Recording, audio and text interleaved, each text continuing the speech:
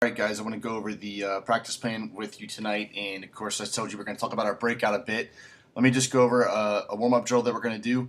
This is an overspeed agility drill, and we're going to work it on both sides of the ice. So this side will be going this way, this side will be going this way, but I'll just draw one side of the ice so you see how it works out here. Okay, so basically this person's going to get a puck, and when he hears the whistle blow, he's going to chop his feet right over left, right over left, right over left to center, and he's going to come back left over right, left over right, left over right, back to center.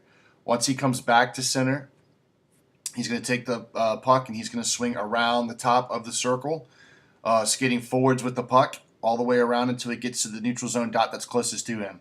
Once he gets to that neutral zone dot, he's going to transition to backwards, and he'll skate backwards across the ice to the other neutral zone dot on the far side.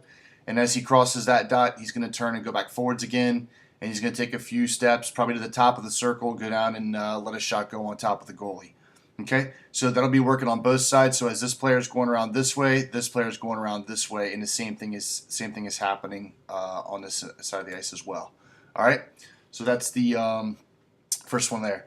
The next couple drills I want to show you, it's really cool because well, actually, I'll get back to that in a second. We'll work this next one out of both ends of the ice as well. It's a three-stage one-on-one. Both the defensemen and the forwards get a pretty cool workout here, and again, both sides of the ice will go at the exact same time. So just watch this one right here for the example. But when you hear the whistle, player number one is going to come out of the corner with a puck, and he's going to attack the defenseman one-on-one and get a quick shot on goal. After he gets that shot on goal, player two who's in the corner is going to fire a puck up to the blue line while D1 and F1 battle it out. Notice the defenseman's moving, so as soon as he gets the puck, he'll take 3 steps, shift the ice either way, and he'll take a shot on net. Now let me pause here for a second. After that shot on net occurs, the third one-on-one is going to take place, which is the forward that was standing in front. He's now going to swing around for a pass. And the only thing, boys, is I did not stick an extra puck out here for me to draw and animate up. So you have to pretend that F2 has a puck. He's passing it to F1. Once he makes that pass to F1, F1's going to continue all the way down the ice and play D2 for a one-on-one, and then they're done, just like that. Okay?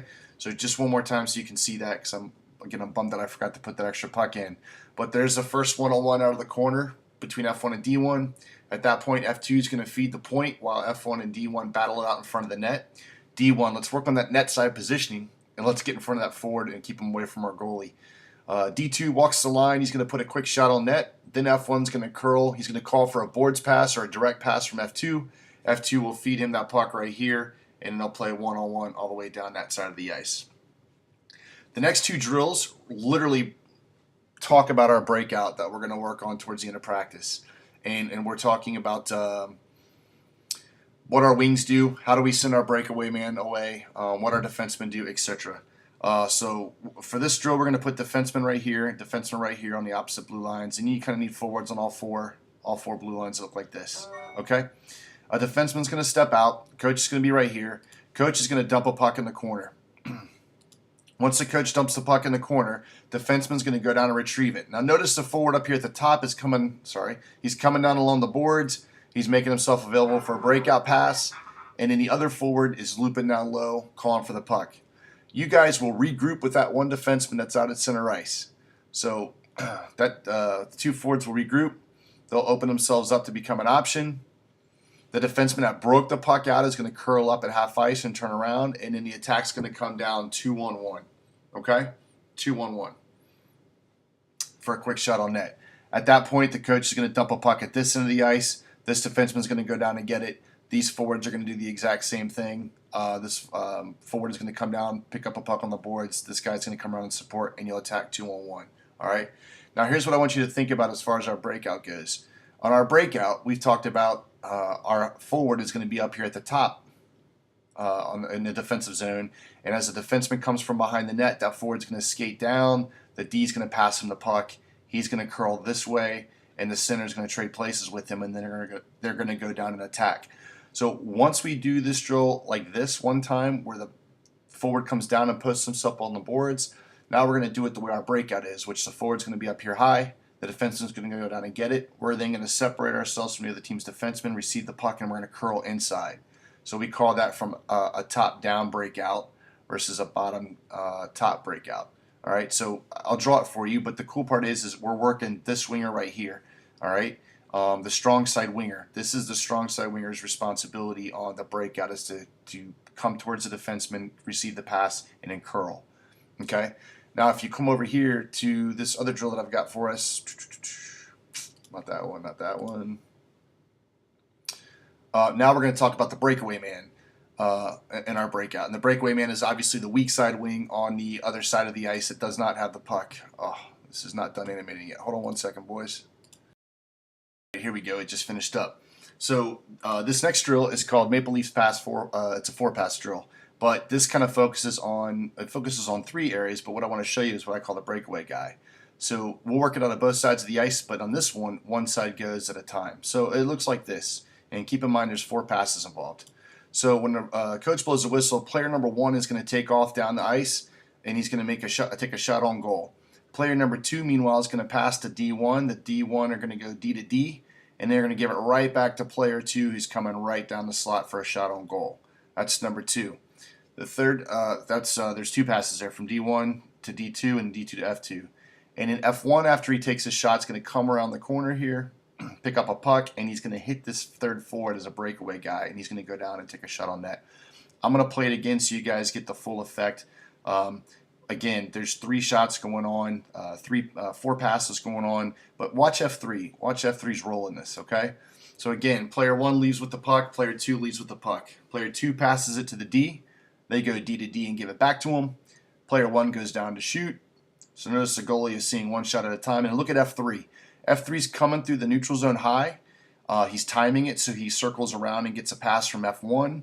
And then he goes down to the other end of the ice and shoots on the goal. Okay?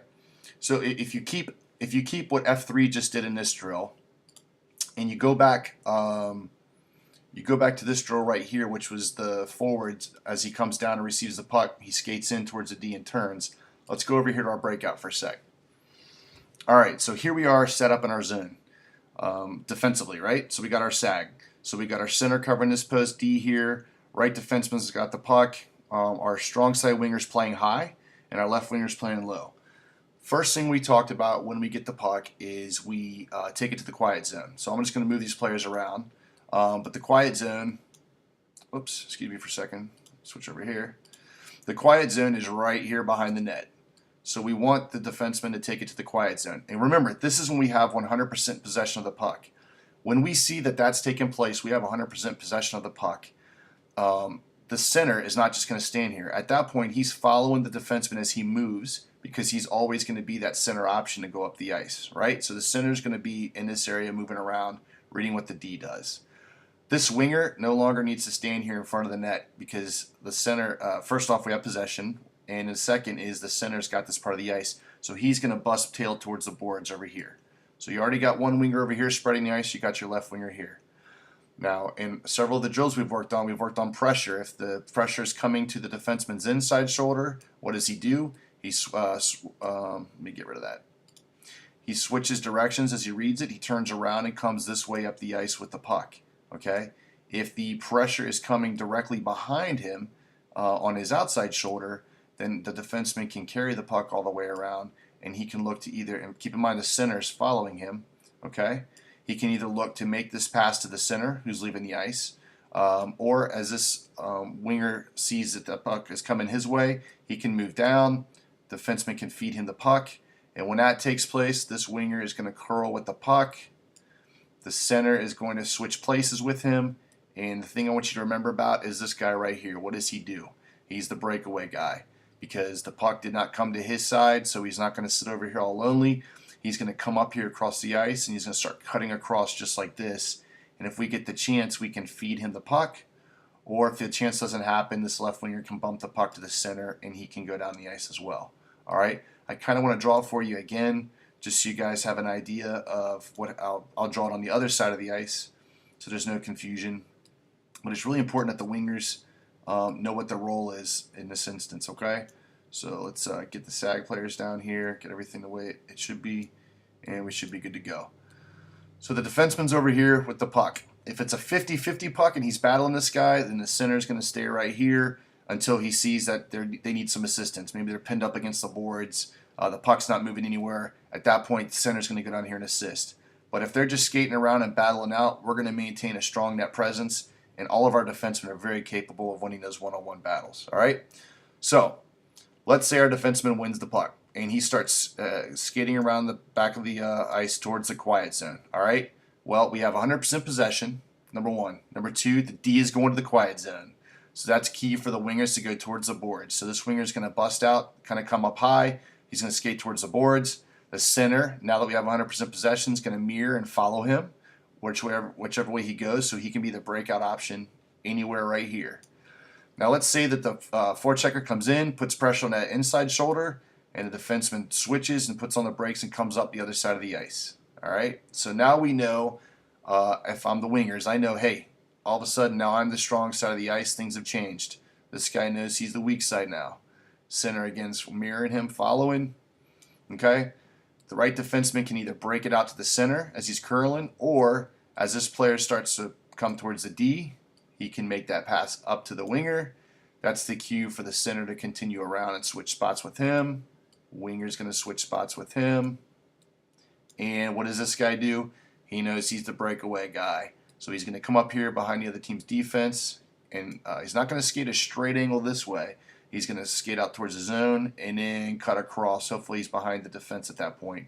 And we can either send the puck to him, we can bounce the puck off the boards to him, or we can headman it to our center as well. But that's going to be our attack. Okay?